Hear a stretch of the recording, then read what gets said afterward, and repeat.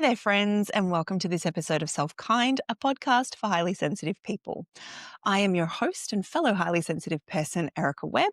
I'm also autistic ADHD, a registered counsellor working with highly sensitive and neurodivergent folk, a somatic exercise coach, and a yoga teacher. And I am delighted to have you here with me today. I am answering a question that came through via email in response to my call out for questions for the podcast. And this is a really good one. It is something that I think a lot of people are going to be able to resonate with.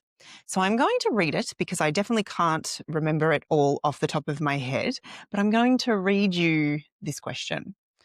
So the question was, how can I shift from feeling like I'm not suited to this world and therefore faulty to a more compassionate stance? I feel like there are so many needs due to my sensitivity that others don't have, and it's tricky to not see me, my sensitivity, and my nervous system as a failure. Oof, right? Can you relate? I absolutely can relate. And it's really unfortunate that so many of us feel this way, like we're the broken ones, like there's something wrong with us, like we just don't fit.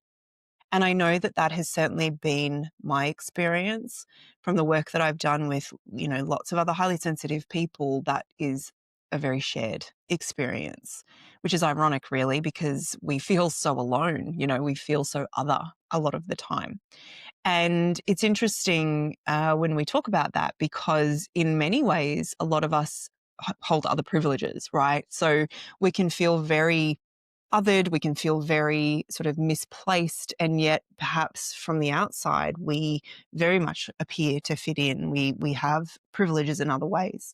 And so it can be hard to talk about. And I think that's worth acknowledging, that unless you are talking to somebody who shares those experiences, that can feel very tricky to explain. And it can, I think, sometimes fall upon misunderstanding and, kind of lead you to feel even more misplaced, even more faulty, because it can be that other people sort of see your needs or the things that you require to kind of feel okay, and it's too much, you know? It's like our greatest fear is to be sort of seen as too much, but by some people's standards, it will be too much, you know? You need too much rest, you need too much downtime, you're so sensitive. They're things that we've probably all heard. Suck it up, toughen up, deal with it. These are things that most of us have heard, often over and over and over again. Now, what I want to start with is by saying that, this world was not designed with a highly sensitive person at the center of it, because we live in a very fast paced, very capitalistic culture. And that is not something that typically suits very many highly sensitive minds, bodies, and nervous systems. I think that we were, for most of us, kind of like more suited to slower paces, quieter spaces, less demands, more downtime, more solitude, more nature. And for a lot of us, that's just not the reality that we find ourselves in. We find ourselves in chaotic spaces or busy spaces or lots of demands, lots of need to sort of grind and hustle because life is expensive and, all of those things. And so it can very much feel like everybody else has got this figured out. Everybody else seems fine. Why am I suffering so much? And honestly, what I would say is, first, we have to recognize that it's not a world that was sort of designed with us at its center. Uh, so there's that. The reason that it feels like it doesn't fit is because I don't think it does for a lot of us. It genuinely doesn't fit. But also, those needs that we have, they are greater often than other people, right? If you are a non-highly sensitive person, your need for downtime, your need for rest, your need for sensory reprieve is not the same as a highly sensitive person. So that is just a stark kind of reality, right? Yep, this world was not built for that. What happens though is we internalize these ideas. We internalize these ideas that, hey, here's what a fully functioning, like good person looks like. Here's how they function in the world. Here's what they're capable of. Here's how they do it. here's the impact on them, i.e. not much. So they work an 8 or a 9 or a 10-hour day, they commute, they manage to keep the house tidy, they manage to keep their kids in, the best schools or whatever it might be. And we have this image of this is what the fully formed, highly functioning adult human looks like. And then we compare ourselves and we go, I kind of fall short of that image. And so I must be the thing here that is wrong, broken, or just not right.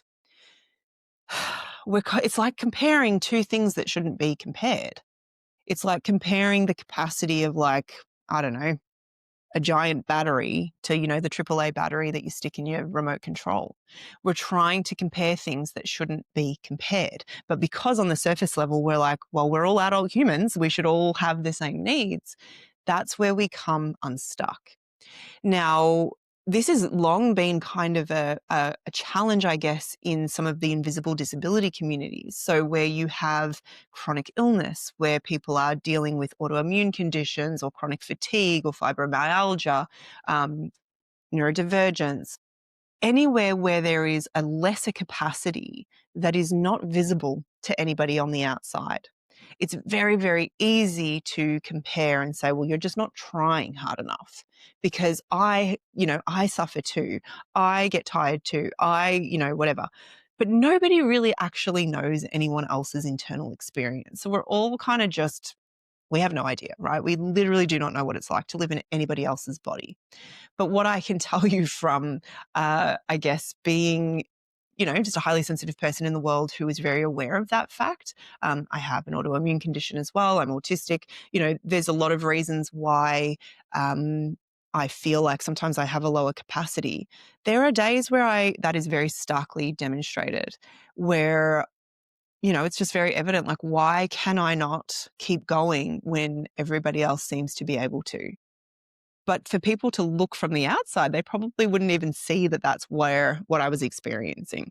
So we internalize that for ourselves as well, right? The world says this is what everybody does. There's the 9 to 5, there's all of these things, and that's just what everybody does. But the truth is that our capacity often doesn't match that. And we know that highly sensitive people typically have higher rates of things like autoimmune conditions, anxiety, things like that. We tend to, just have, I say tend to, that is not quite true. It's not like if you're highly sensitive, you're going to have all these other issues. But there is certainly some evidence to suggest that these things cluster. And so it might be that you're also dealing with an autoimmune condition or a chronic condition that also is, pulling from your battery.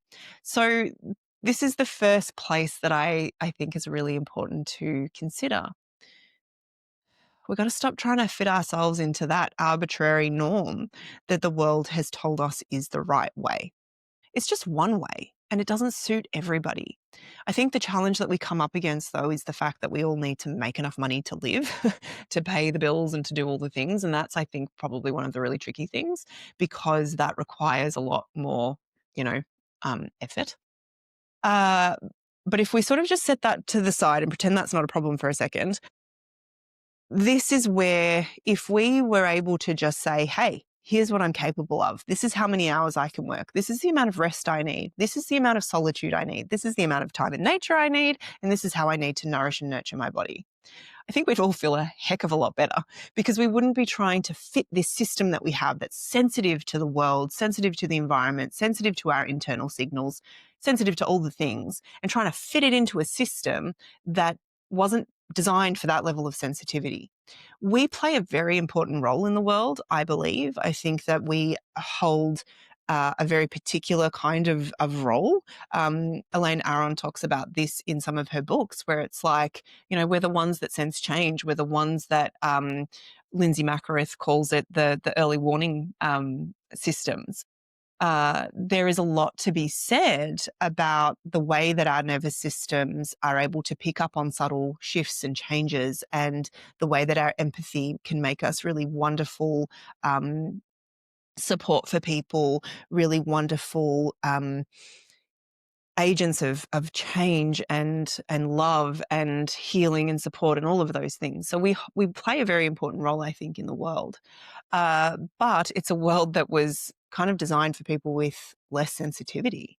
Um, I often find it hard to comprehend what that must be like to have that level of capacity.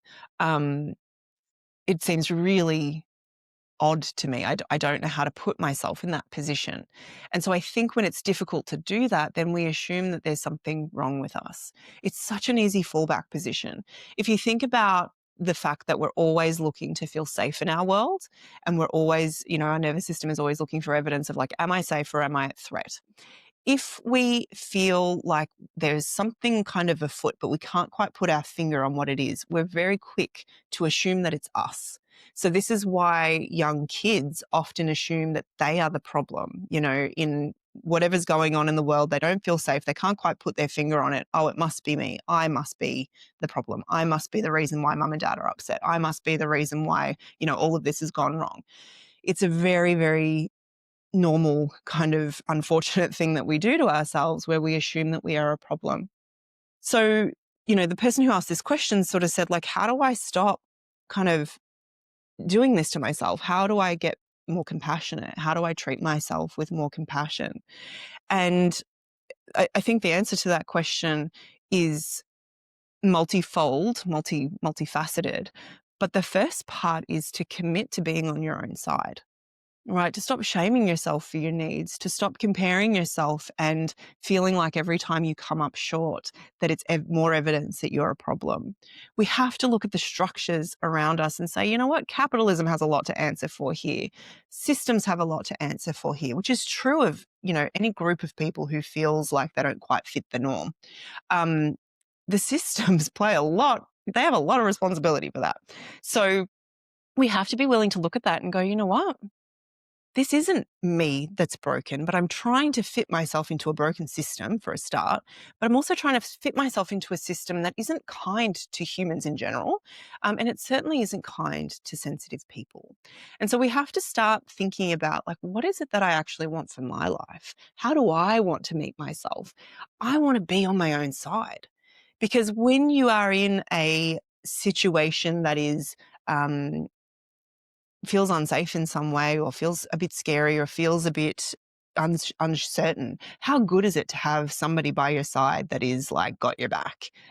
I was thinking about this the other day, thinking about like when I was a kid, I wanted to try dancing lessons or horse riding or something, and it would be like, can you come with me? I'd ask my bestie, can you come with me? Because it's always easier to do hard things with an ally.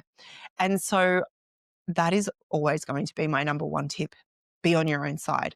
And even if you don't know what that looks like, right, you might be like, I don't even know how to do that. But making the commitment that, you know what, I'm not abandoning you. We are on the same team.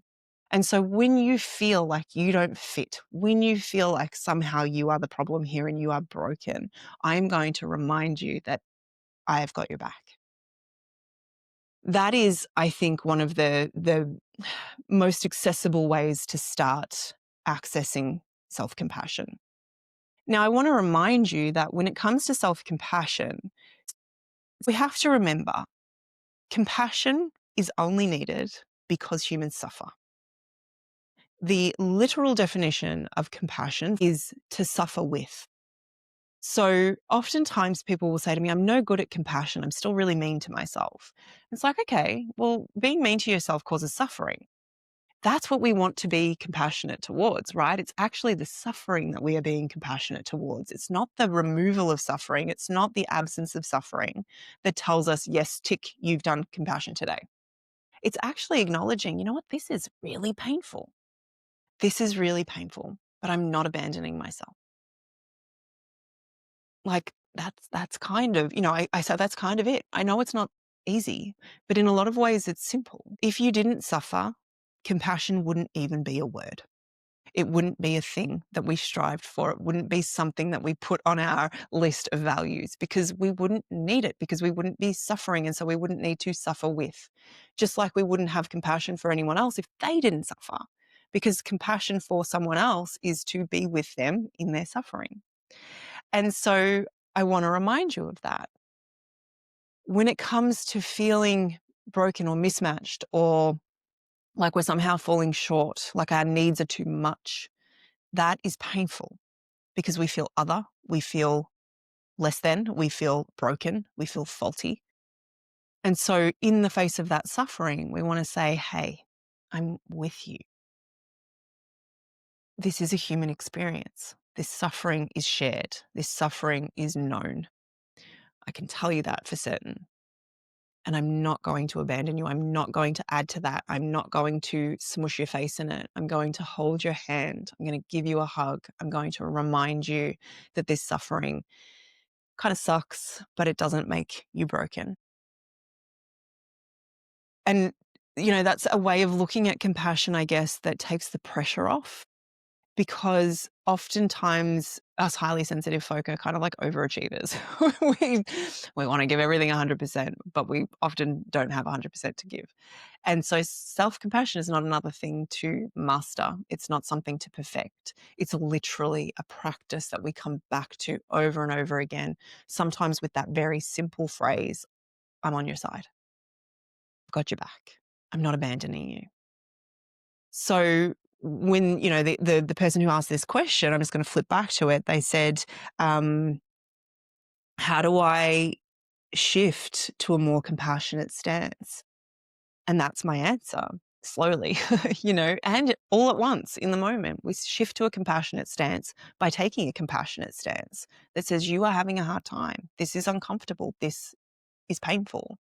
And I'm with you. I've got your back.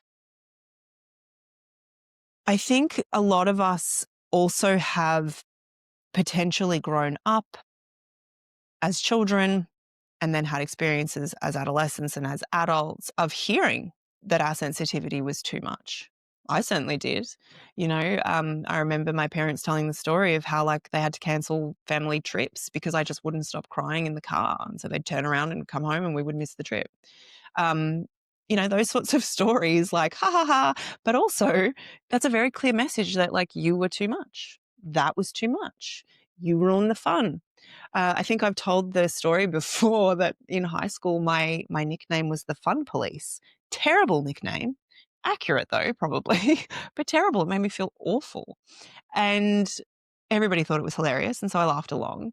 But it told me, you're too much. You are too much. This is too much. Your needs are too high. Stop being so soft. Stop being you, basically. And so when we have this sort of internalized idea of this is how people should be, yeah, because we've been told as much, right? Like we've had those messages. And if you haven't, yay, great. But there might also be some subtle signs that you've picked up on, and I know I've even done this with my kids. I've got really sensitive kids and there's times where I want everything to be easier. And so I'm sure that comes across in my body language. Some of this is not intended to be cruel, but it still happens, right? We still receive the message of that was too much. Mum didn't like that. Dad didn't like that. Friend didn't like that. My needs are too high. And so all of that lives on. We know that it kind of stays in our system.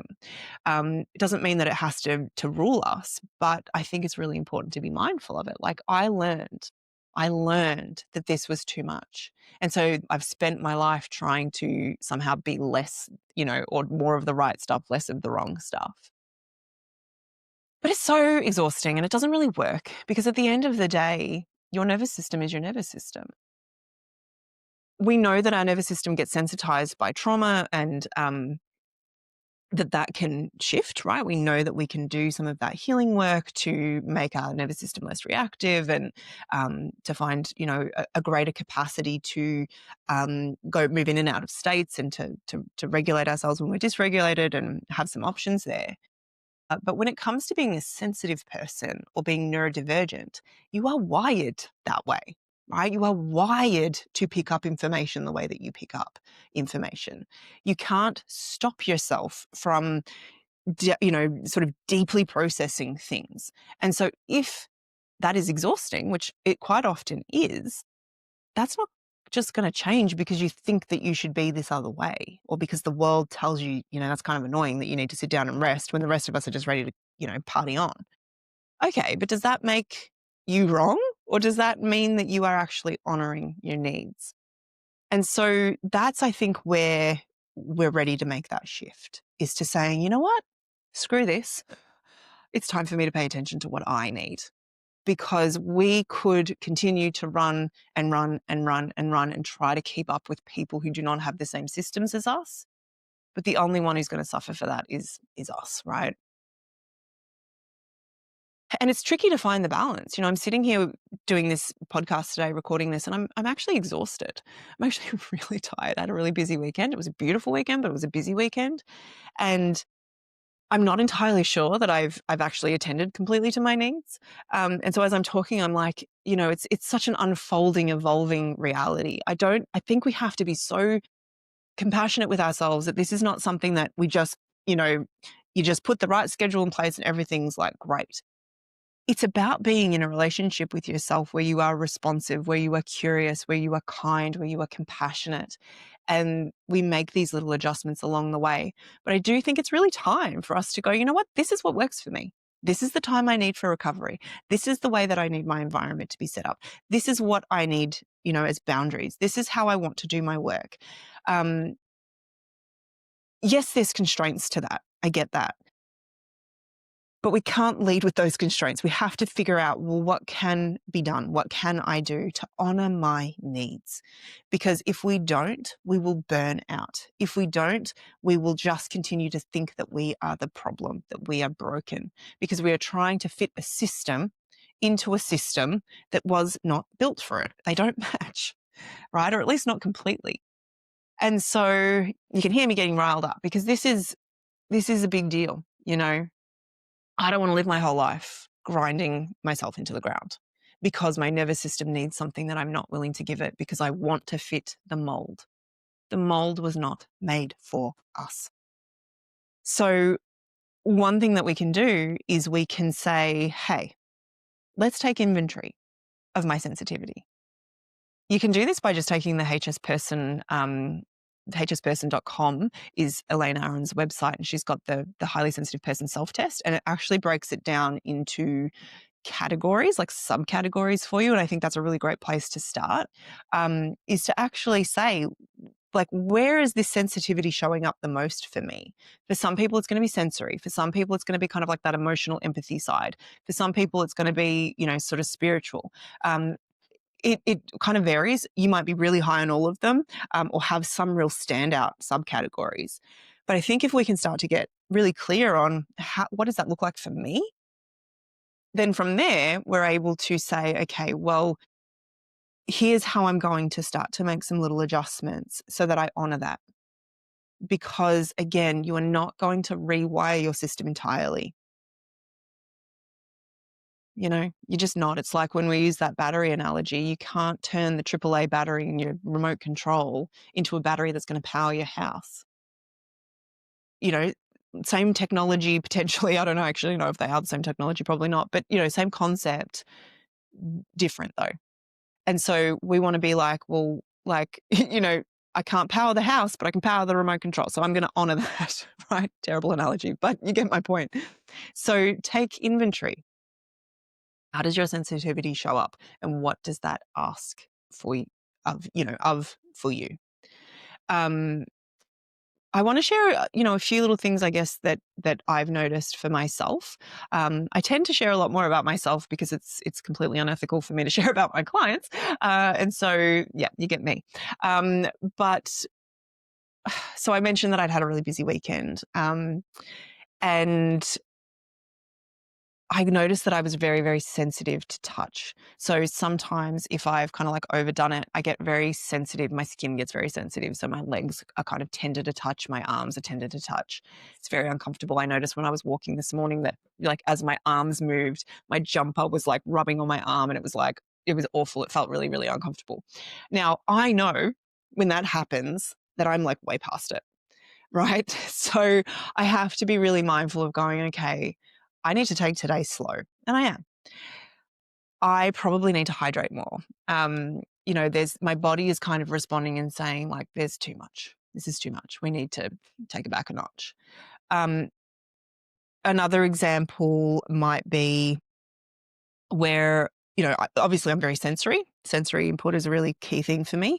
And so it might be that if I needed to go to the shopping center today, for instance, I would put some noise reducing earplugs in, because I would know that more stimulation was not going to be great. So are my needs greater if I have to put noise reducing headphones in to go to the supermarket? Yeah, they are, because not everybody needs that. If I deny myself that, though, am I doing anyone any favors? No, least of all me. It might even be noticing that, like, possibly I could have, I'm not going to use the word should, but maybe I could have cleared my calendar today and done nothing and had a rest day. Is that higher needs than other people? Yes. Probably lots of people are in the office today doing jobs that are very demanding. That is wonderful. It's not who I am, and it's not what I'm capable of. So, it's stuff like that where, even as, I feel it in me as I say it out loud, like, it's so uncomfortable to say, here's what I need, and I'm going to do it differently. And maybe that's what is required. Maybe that's what's needed. Maybe it's going to be uncomfortable and we have to do it anyway because we've decided to be on our own side. All right. I feel myself really passionate about this. Thank you to the question asker. I hope that goes some way to answering your question. If you ever do ask me a question and I answer it and you're like, you missed the point entirely, please let me know. Or if you've got follow-up questions, you're always welcome to reach out. But thank you for asking that question. I think it's something that a lot of people are going to be able to resonate with. It's a really important conversation, I think, to be having as sensitive folk. And if you have a question that you would like to ask, that you would like me to answer on the podcast, please go ahead. I would love to hear from you. If you know somebody who might benefit from hearing this episode, it might be somebody like you who is also highly sensitive, or maybe somebody who loves you, who is willing to hear a little bit more about what it's like to be a sensitive soul in a not so sensitive world. You might shoot this episode over to them and let them take a listen. I think that's another important point, right? People don't know what our interior experience is like, or our internal experience is like, unless we share it. And that's a huge part of why I do this podcast, because I'm willing to. I'm willing to share my internal experience, even though sometimes it feels very vulnerable, even though it sometimes feels risky even. But I think it's important to hear that you're not alone, that those experiences that you have, whilst they may be very uncomfortable, they do not make you broken. They do not mean that you are getting things wrong. You're doing great. But sometimes being sensitive is hard work. It can be beautiful too. Let's not forget all the beautiful things that come from it. But, we don't want to deny too that sometimes it's tiring. You might need extra rest. World wasn't set up for that. So we've got to be our own best advocates. All right. Take care until next week, and I will see you soon.